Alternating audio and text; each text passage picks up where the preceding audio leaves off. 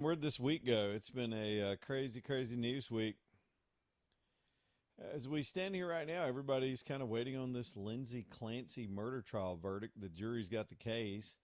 All the closings and the judge's instructions were earlier today. I guess they were, I think I was out and about around 11 or so, so they got the case somewhere around 11 o'clock, maybe 11:30. And so, if there's a verdict this afternoon, I'd seriously doubt it in an issue where so much gray area has been created. Sometimes juries can take a minute. There's been 21 days of testimony, and some of them want to be meticulous and deliberate. I didn't know the jury composition. I just kind of heard that today. There are 9 women and 3 men. And remember, this is in Massachusetts. I don't think anybody in the country really believes this woman's going to face any serious prison time, not because she doesn't deserve it. Personally, I think she does based on what little I know. But it's Massachusetts, and she's got a 9-3 women versus men jury pool, and we'll just see how it all shakes out. Anything else pops up on that, we'll have it for you today. Let's start with the weather, and instead of digging into that too far, we've got another chance of those afternoon thunderstorms. Even though what I'm seeing on the future radar signatures where the computers try to guess where all this stuff's going, it doesn't look as intense as yesterday, but that can always surprise you. These things can bubble up with the heat of the day and really cause some trouble. The timing is very similar to yesterday, sometime after 3 o'clock today for most of us. But unlike yesterday, when we got on the air, we already had storms on the radar, and then they just kind of drifted on through and caused all that trouble. There have been a lot of wrecks and craziness all over the place this morning, too. So y'all be careful with that. I was seeing an update on this. We now have a named tropical storm, Dolly, which, by the way, AJ pointed that out the day we were talking about Dolly Parton's passing. That name had already been selected on the list. As y'all know, they go through the alphabet and give these put these names on there. So just kind of more ironic than anything. One of the reports I saw a little while ago, a couple of different forecasters say this thing's probably going to dissipate and not really grow in strength or be a real threat to the United States. But it's way out there, and we'll wait and continue to watch it. But a name storm during tropical season. It's been a minute since we had one of the big ones, but there's that this afternoon. As we get set up, just kind of going through the things, plenty of stuff to talk about in addition to that. Let me throw this. I thought it was a joke, and then today I looked up Trump sitting in the White House, and he has now signed an order to rename Lake Ontario. He wants to change it to Lake America. Well, actually, he has officially changed it. Similar to the Gulf changing, there's a government recorded place of official names, and he's ordered that agency to start calling it Lake America. I didn't realize most of Lake Ontario does. We think about Ontario, that sounds a very Canadian word, and I've never seen it. I've never been that far north into New York. But the president, what he's doing is we're in this showdown with Canada. Most people understand it. He is trolling the Canadians as hard as he can because he couldn't get a deal with them last week. And now we got this tariff war going on with them. They're not big enough to face us in a terror war and do any real damage. But so Trump, just to continue to get media attention, watch people freak out and start twitching like they've been tased, he'll do stuff like this with a straight face. And so, yep, they signed it today and did Lake America.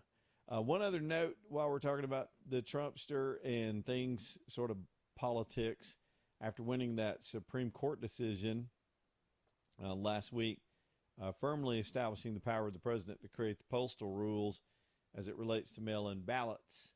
The United States Postal Service today officially posted, this is a bunch of government layered stuff. So a rule in an organization under the federal government doesn't become that until it's, quote, published. So once the rule is published in the official journals, it's now on the record and has to be followed by the Postal Service.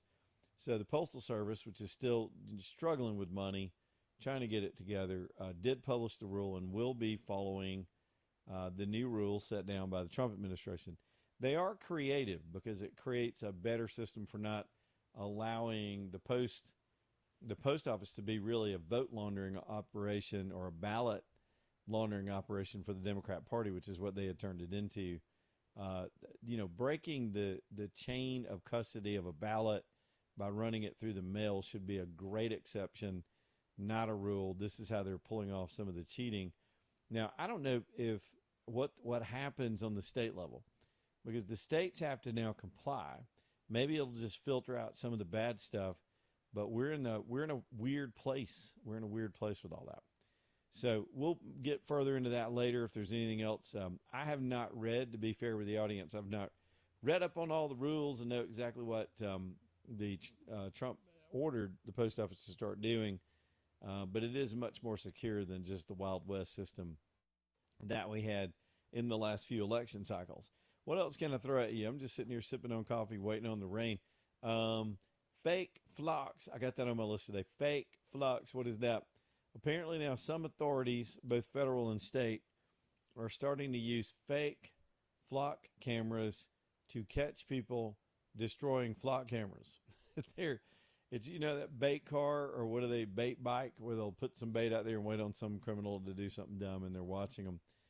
They are trolling people with fake flock cameras to see if they're going to try to damage them or cut them down. I saw where 3 young guys were arrested for cutting some down at night in their community. I think this was in the Carolinas. There's this nationwide thing on Halloween for people to run all over the place and do these things on Halloween. But like I said before, the vandalism is not necessary. You're just playing the game of the left. That never wins. Flock's got the resources to keep putting these things up. What is working, though, is the public pressure. And now we've got some pretty high-profile legislators from here in Alabama considering legislation. Now, they don't get back into office till next year, but considering legislation to rein them in to some extent, either to outright ban them or to create restrictions on their use and the access. I don't know where I saw this today, just to talk about these things for a minute. I saw some guy, it wasn't a meme, it was just a quote from somebody. I need to take better notes because I'd like to give attribution, but basically they showed a picture of this weird-looking dude standing on a corner with a camera. And they said if this guy was standing on your corner following your every move, taking pictures of everything you were doing, and then taking that information, all the pictures of your movement while he was following you around and selling it back to the police, you'd call that stalking. He'd be arrested. I'm not sure how the law applies on that. I do know that's a good point. Why does the government get to do this? Why does the government get to surveil without warrants in a country that's supposed to have warrants before you're really searched or monitored, or any data is collected on you or your movements or your life?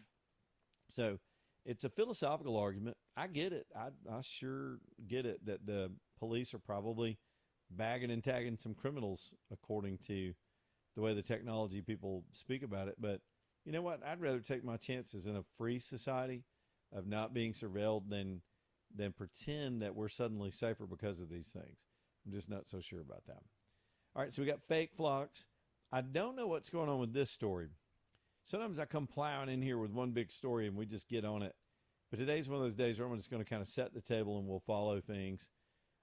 There are reports this afternoon that Ilhan Omar's son had his apartment raided by some police agency or another.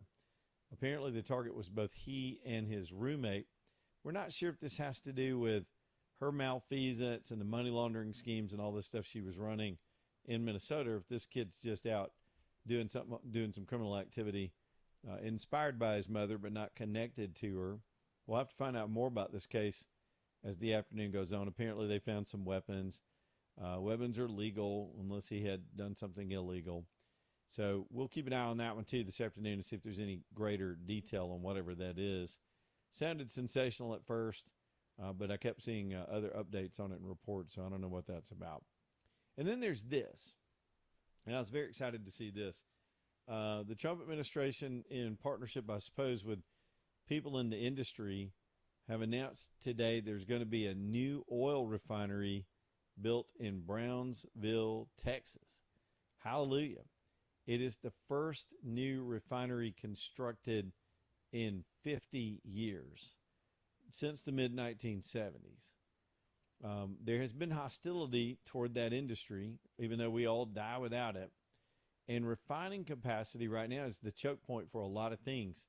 It's one of the reasons diesel is so high right now. There's been a big uptick in industrial output here in the United States and in some other countries in the world.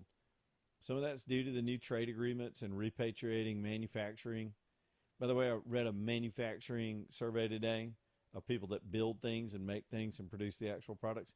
Those guys are on the optimism train right now. Things are getting better for them, but that stuff takes time. And the damage that was done during the inflationary period after COVID with the stupid COVID spending and the fraud, then the Biden administration dumping on top of that, and simultaneously attacking the oil and gas industry, trying to restrict the production of this very needed product for this whole country.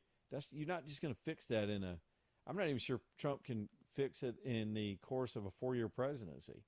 The damage is that replete. And so here we are winding. I mean, he's almost halfway done, and who knows who his successor will be. If it's one of the leading Republicans, there's a possibility this could carry on in a certain way. I don't think it'll be as aggressive as Trump has been, but we're trying to flip the script and rebuild industry in this country. And you can't rebuild industry without energy. And so now they've announced a new refinery. I don't know how long it'll take to build that thing. Probably take longer than Trump will be president. So he will not see the fruit of these efforts, but him getting the thuggish boot off the throat of people in this country to live and be free. The benefits of some of this stuff we're not going to see for a while, and that's just kind of ironic. But that's good news. That's good news for us. That's good news for gas prices, diesel prices, and everything in between. Not to mention, we're close to, and I was reading about this morning as well. Some of y'all that drive diesel vehicles are don't wreck the car. I'm just saying, hang on to the truck, keep it in the road when I tell this. But we're in the final stages of potentially having the DEA get rid of the EPA get rid of DEF. It's alphabet soup right now. Anybody that drives a diesel, the DEF is a bane of our existence. It is completely fruitless. It has not changed environmental pollution that much. It's an added expense. It makes engines run poor. For those of you that don't know, it's this ammonia and salt kind of briny additive that all diesel engines, I think since 2009, have to put in their, there's a whole separate tank for it. On my truck, I tend to fill it up. There are these little 2.5 gallon boxes. So I'll put it in the truck with those boxes. But on some of the other devices I have, some of the other vehicles, I'll just get it at the truck stops. They have the speed pumps, and you can get a whole lot more of it a lot quicker. But it's nasty. It splashes. They've never put the tanks in the right place. If you get low on it, your engine can go into limp mode. It's just a filthy thing that we've started spraying into the exhaust of our diesel engines, and it never made any sense. And there's a comment period, and then the EPA may be just about to end that nonsense. Hallelujah. Praise the Lord. Pass the mashed potatoes. I could describe how terrible this stupid stuff is till 6 o'clock today, but I won't dwell on it too long. Those are all good things. That's good optimistic stuff in the news as we get cranked up this afternoon. Quick look at the market. Dow's up 78. NASDAQ up 340. A green day on the markets. We'll dig into some of that later too. Updates and headlines and breaking news when we get it. Alabama Gold Refinery bringing you the show tonight. AGR. AlabamaGoldRefinery.com. This is where you can go get involved in the gold game, whether you're buying, selling, trading. One of our listeners asked me a question before the show, and I've got to go back and reply. They ask, do you know a good coin collector? And I think they're also referring to AGR, and I do know they engage in some of that at the store. But the primary business is giving you a nice, fair exchange to get fair value for your stuff you bring in for cash, or your cash when you want to bring it in and buy in any of the platforms. Centrally located in Homewood, right across from the big tall Regions building. And you'll enjoy getting to know Steve. He's to me, he's just informative. I love people that are passionate about what they do, and this guy can go. He will tell you everything you need to know. Great, cool store to walk around and check out too. Also, as we head toward the holidays, something I've been encouraging is consider the little ones, and maybe there's a tangible way for, especially, I think this is a perfect grandparent gift because I'm gonna probably do it this year. Little silver coins. It depends on how old they are. They may not get it until they're a certain age, but that's something real that has value that they can put away. Some of you may have the money to buy your grandkids gold, but they can have something real, and you can help them track it and see how the value's going up, and teach them about how to build wealth and store wealth and hang on to it instead of just being a bunch of spendthrifts that get themselves in debt when they get older. It is Alabama Gold Refinery, AGR in Homewood. Again, right there on 29th near the Regions Bank, alabamagoldrefinery.com. That'll get us set up. Back here in just a minute.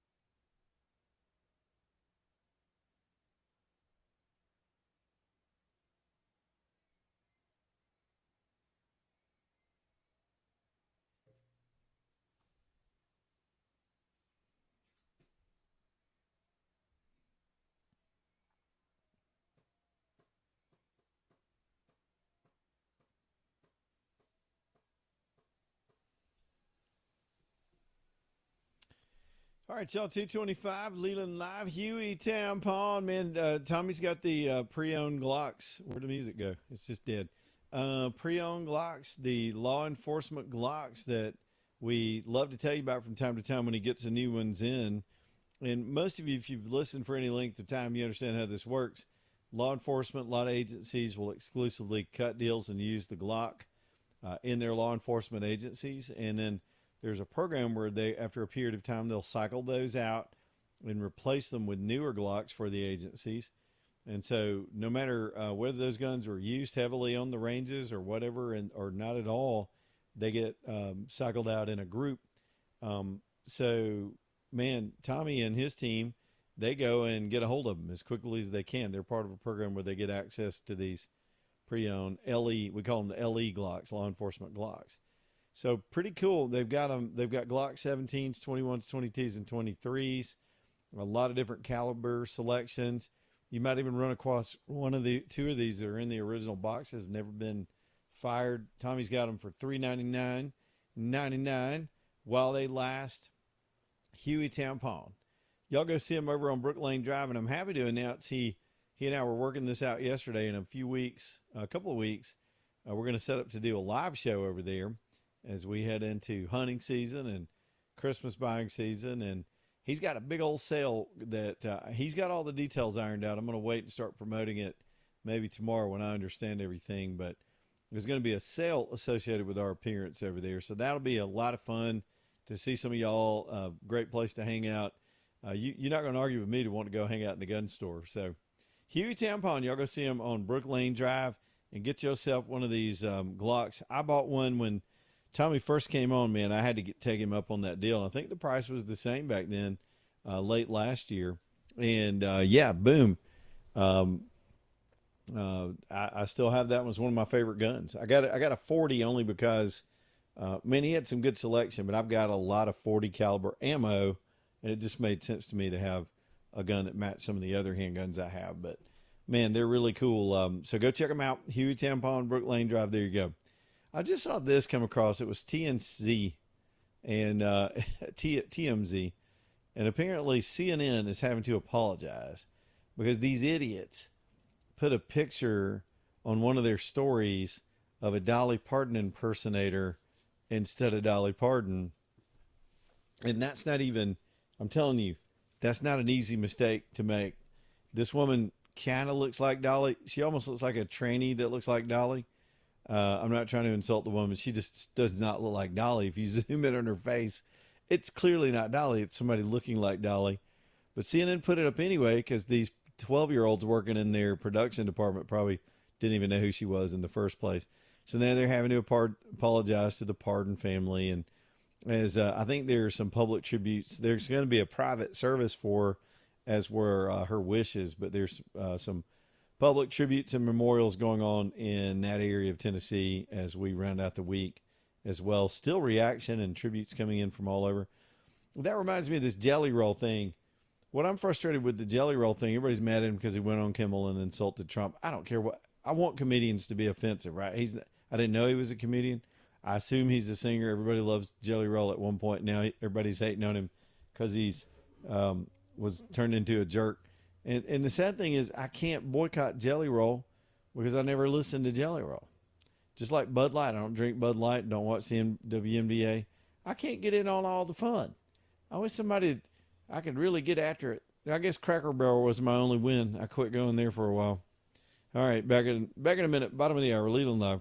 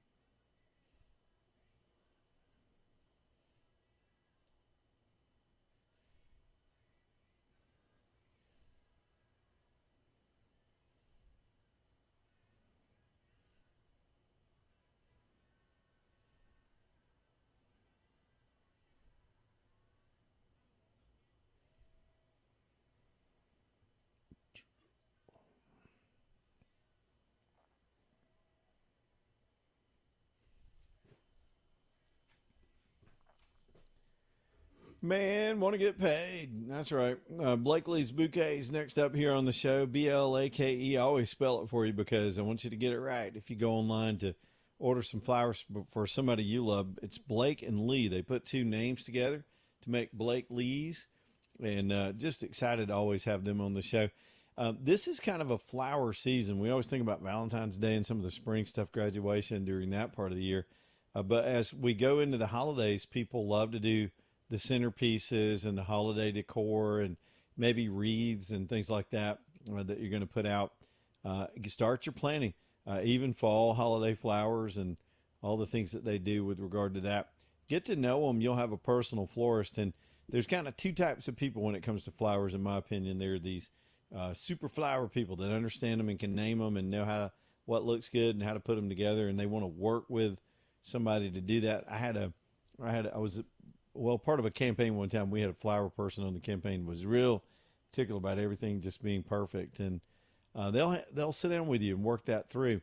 But otherwise, if you're just a numbskull like myself, I couldn't describe a bouquet if you put a gun to my head, but I can look at pictures on the internet and click. And that's about all the skill you need. Look at something that you think suits her, put your message in there. You can pay them right there. If you do it in the morning, my experience is if you get that order in early enough, they'll have those flowers delivered by 1-ish at some point during the day. And again, one of my favorite parts is they send you a little text, fellas, and then you know the flowers made it, they got delivered, and then you can wait and see how she responds. And if she doesn't respond pretty quick, you might be in trouble. I'm just saying. Blakely's Bouquets, BLAKELEES, BlakeLeesBouquets.com. AJ, what happened to the monkey, man? I thought we'd have some monkey news the rest of the week to kind of rely on that a little bit. Yeah, you would think so. We had this one picture. There was a cop alert. I never heard another thing about it. We got 3 days out of the bear story. Come on, monkey. Never did hear the backstory why that monkey was sitting on a car with clothes all over it. And who took that picture? Mm-hmm.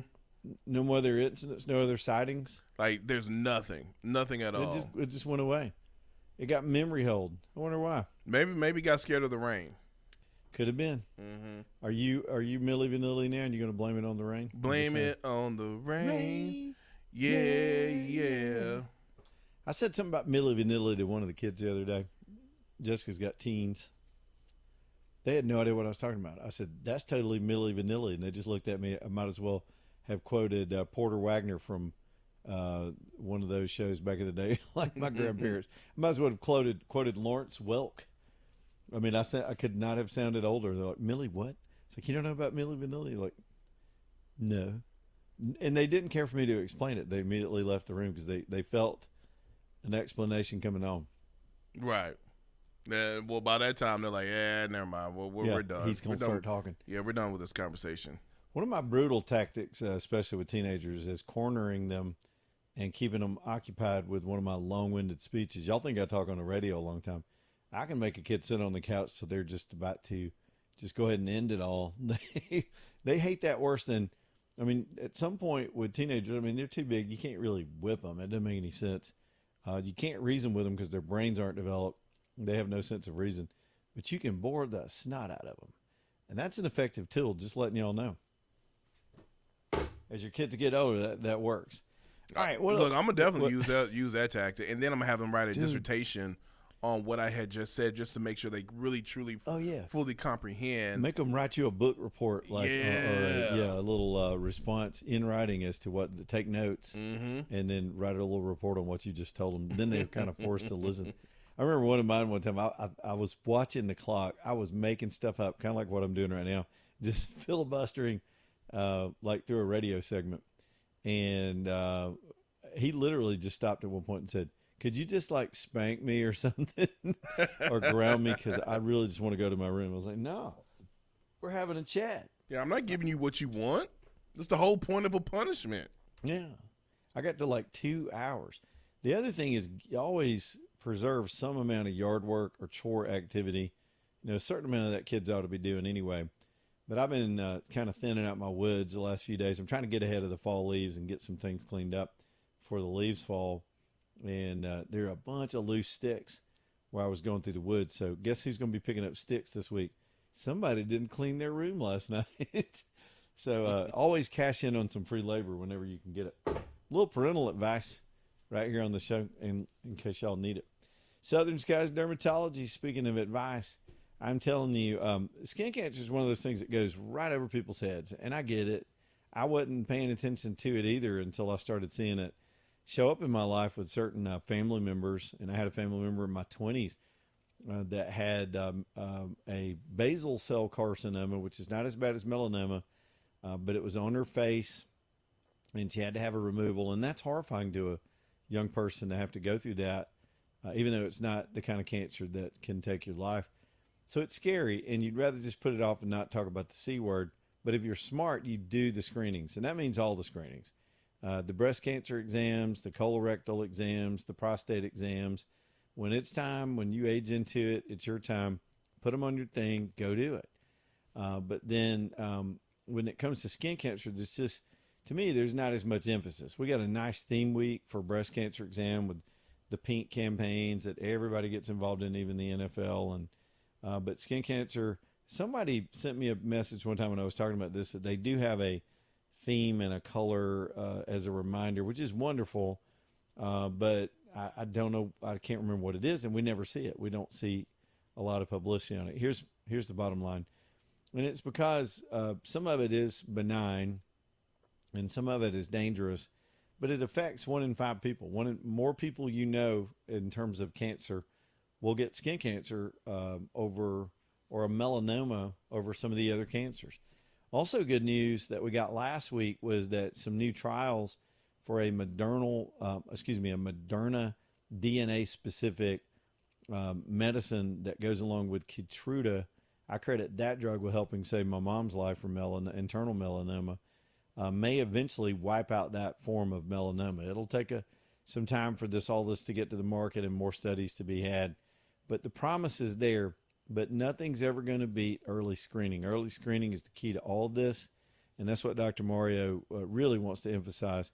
They're so full, their practice is full, and they've been on here with us for years. They're not just trying to jump up business. They really want you to go get checked. Dr. Mario would tell you, even if you don't come to him, go get checked somewhere.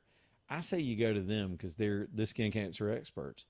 This is what they do day in and day out. They find and remove skin cancer. They've got all the diagnostic ability to focus on this one area. And when it comes to removal, they do the Mohs procedure, which is the way you want to have it done. It's the micrographic way. It's just so smart. I had a removal years and years ago. I want to say this is probably 25 years ago. There was a free screening at an event, and I just decided to do it. The doctor seemed suspicious of something right in the middle of my back. So I said, well, I'll come in for a visit. And so in those days, the only thing to do is just take out a big area of tissue, send it off to the lab, wait 2 weeks or however long to get the results back, and hope they got it all. And that seems kind of barbaric nowadays, but that was the way it was done. Nowadays, they've got Mohs, and Mohs, once they've detected the skin cancer, they can check it as they go. And when they've got all the cancer cells, they can stop. No more tissue removed. The healing speeds up the healing, minimizes the scarring. This is how you want to do it. It's Southern Skies Dermatology. Y'all, great locations all around town. Get to know Dr. Mario and the whole team there. Southern Skies Dermatology.com. Back here in just a minute.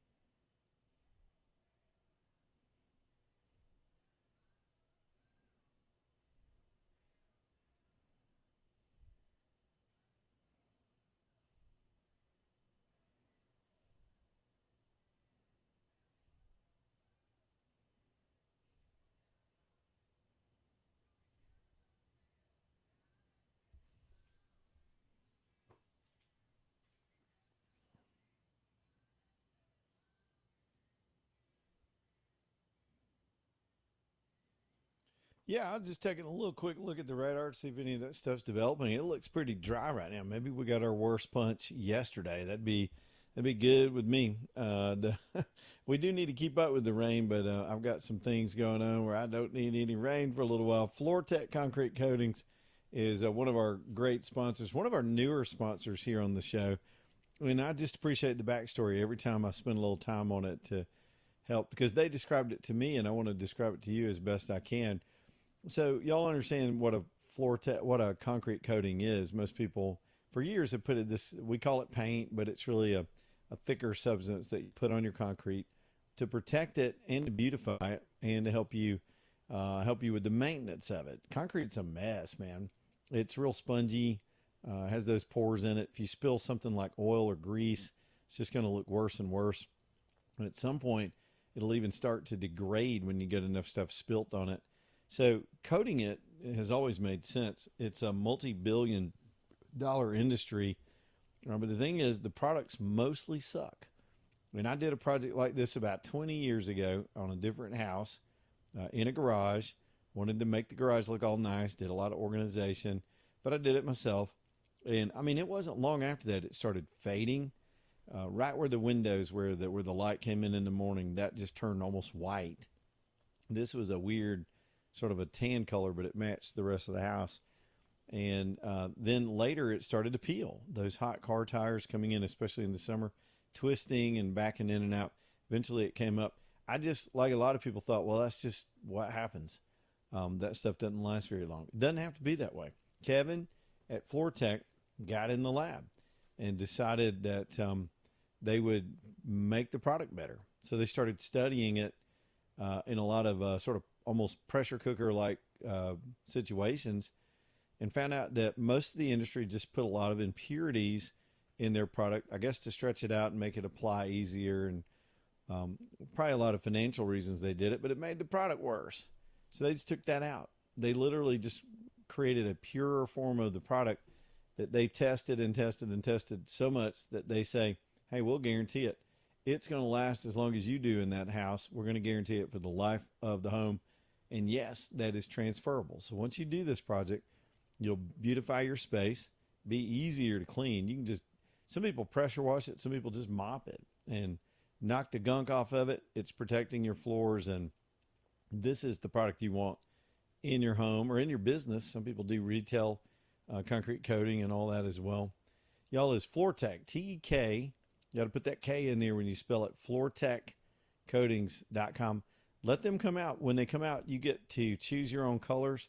I mean, completely choose your color with their system. You use kind of a fader on this little computer pad, and until you got the right tone that you want, the right amount of flake in there, they'll come out and do the install, and then it's going to last forever. This is the way you want to do it. It's FloorTech, T-E-K, floortechcoatings.com, floortechcoatings.com. All right, let's grab a call or two. We'll start with Jeff over here on line 2. What's up, Jeff? Not much, Leland. Just wanted to give you a shout out. Last Saturday, I went by Hueytown Pawn and got one of their last of the police Glocks. Oh, cool. 40 caliber. So, yeah, how do you like it? Have you been able to shoot it yet? Haven't shot it yet, but when I was in law enforcement, that was my duty weapon. It wasn't a Gen 3, but it was a 22, 40 full-size Glock, so I couldn't pass up the deal. Yeah, you got the same one I got, and I haven't shot it either, but I'm so comfortable with those guns, and I already know how it's going to shoot, and it was a good deal for me, too. I couldn't help it. I was like, yep, you can always use an extra handgun, so good for you, man. And you must have gotten the last one. He got a new batch in. I think it was yesterday or the day before. They just hit the ground, and people snap those up. They always snap those up as soon as they can over there. Oh, yeah. I mean, I walked in, and the first thing I asked him, hey, you got any more of those police Glocks? And he kind of shrugged, like, let me check. He pulled one out of the case. That was the last one he had. Last one he had, 40. Yeah. Yep. Because y'all been, especially since the silencer change and all that, they've had a lot of traffic in there. And y'all come by and see us. I'm excited about being able to do the show over there in a couple of weeks. Yeah, they said you were going to have a remote there coming up soon. So. Yep, we're working it out good right guys now. over there. All right, brother. Really. Hey, I appreciate. Thank you for taking the time to tell us that, Jeff. Oh yeah, no problem. Thanks, love brother. the show. Love Hugh Tam on. Great guys out there. Shout out for one of the sponsors. We get that all the time. I'm telling you, our folks do what they say they're going to do. When they quit doing it, they're not our sponsors anymore. I'm just that way about it. All right. AJ, did I mention the Bear Bryant connection to the movie 9 to 5 yesterday? My brain's kind of spacey. I don't think you did. I had this on my notes yesterday. I was like, did we ever talk about that? It's one of the quirkiest things. I was like, what? So if you watch the open to the movie 9 to 5, and it's easy to find because it's all over the internet right now with Dolly's passing. If you know the song, there's a line in there. I think it's a little bit later in the song that says something like, I think something good's going to happen and the tide's going to roll your way. That's the line in the song. And that's just an expression, right? Well, in the movie credits, when it's opening, the scenes are these women getting up and getting dressed to go to work. They hit their alarm clocks. It's sort of following the lyrics of the song. They get out on the streets. They're walking past all the vendors, and I guess it's set in New York City. And so they're all hustling and trying to get to work, and traffic lights and people on the sidewalks. Well, there's a guy, I forget the mark. It's like a minute 20 into the open of the movie. And this guy standing there, it's so quick you almost wouldn't see it. The movie came out in 1980, and Bear Bryant was still coaching at Alabama. And I don't know what was going on. It was either 80 or 82, but Bear Bryant was still there. And this guy opens up a newspaper. He's standing on the street, and it's a big full-page picture of Coach Bryant on the back of that newspaper. Kids, if you don't know, newspapers were these giant pieces of paper they used to print the news on, and we'd sit around and read it back before America lost its damn mind with TikTok. So it's just pretty interesting. I saw the headline. There was like the unusual connection of Bear Bryant and the movie 9 to 5. I was like, well, what is this? I never knew this. Well, there's Coach Bryant right there on the back of the paper. Pretty cool. And I think they synced it. You know, when people make movies, and I've had the luxury of being around a couple of movie sets and even being behind the scenes when they're doing some of the editing. It was a fascination in an industry I was loosely involved in. And they're so meticulous, especially in those days of pure film. You couldn't afford, even though mistakes get into film, somebody will put a boom mic in a shot. There's a whole site dedicated to these kind of things where there's no continuity. There's actually a person on a set called the continuity director that's supposed to, I don't know, say there's a fight scene that you've been shooting and you got a smudge on your face, and then they break shooting and pick that shooting back up 2 days later. They got to get that smudge right back where it was. And so their job is to catch that before they shoot. And then you've got the same job when they're in post-production. They got to look for these things, but they still miss stuff.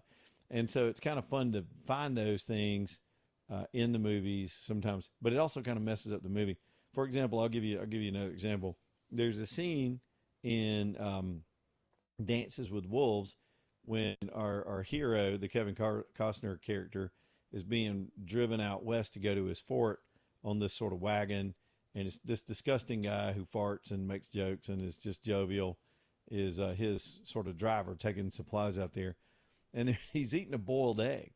And in one shot of the camera, he looks at the camera and he's got a piece of egg on his face. And then he looks away to another angle and he doesn't have the egg on his face in one conversation. And then they come back to him and he's got egg back on his face. I never would have noticed that in a million years. But these things do happen. I think there's a scene in Gladiator where if you look in the background, it's a shot of Russell Crowe, and there's an airplane up in the sky. It was supposed to be, an ancient movie set around ancient times, but there's a jet in the sky that they didn't catch. But back to 9 to 5, if they sync that up with the song and the line in the song and happen to have that guy holding that particular newspaper, or could it just been coincidence that Coach Bryant was on that newspaper that day when they made that shot? And I don't know. I just find that stuff geeky and fun. The news is loose today, as you can tell. I get to get into some other stuff. Let me talk to you about Project Lean Nation. I tried a new flavor today, a new meal You know, they got names for all the meals, and it's a combination of things in each meal. Some are beef based, some are chicken based. I had not tried one of the fish dinners that there are fish meals that they have. So Jessica picked those up last week, and I was digging around getting ready for lunch, and it was delicious. They put just the right amount of spice and flavor on some of these to give it a little kick. What I love about Project Lean Nation and what's been helping me is not just weight loss, because I do want to lose weight, and I think I will. My thing is, weight loss is a side effect if you're being healthy. It's just going to happen. And if you get that in your head and you're doing all the things, you're getting your steps in, you're burning your calories, keeping your meals right, that's just going to happen. If it's your only goal, you're going to slip back into your bad habits. If you can change your habits, you're both healthy and you're going to lose the weight. It's just the way I see it. And that's what's working out with PLN. The cool kids call them PLN. I'm really into these. I've been telling all my friends about them. Forrest has a franchise in Homewood. That's the one I want you to go to. He's the one advertising on the show. That's where you're going to get. You walk in and tell them you listen to Leland Live. They're just going to give you the VIP treatment. One of the first things you need to do is not really a weigh-in, but they'll give you a body scan because they got to figure out what your resting metabolism is, how much your activity level is, what your body composition is, to give you a target for how many meals you need to eat and when you need to eat them. And then from there, it's just fun, picking out the flavors, finding ones you like, finding ones you don't like as much. These are flash frozen, prepared. You cook them in 5 minutes, and I'm on track, y'all. I can feel the energy burst. I know I'm losing weight. Clothes are fitting better. I'm heading into the holidays sharp. And honestly, I'm saving money. I was blowing a lot of money eating out. These things are very cost effective too. Go by Project Lean Nation in Homewood. Investigate it. See if it's right for you. Some people can try all the other gimmick things. You're never going to beat just eating right and exercising. That's always the best approach. Project Lean Nation. We'll be back here in just a minute.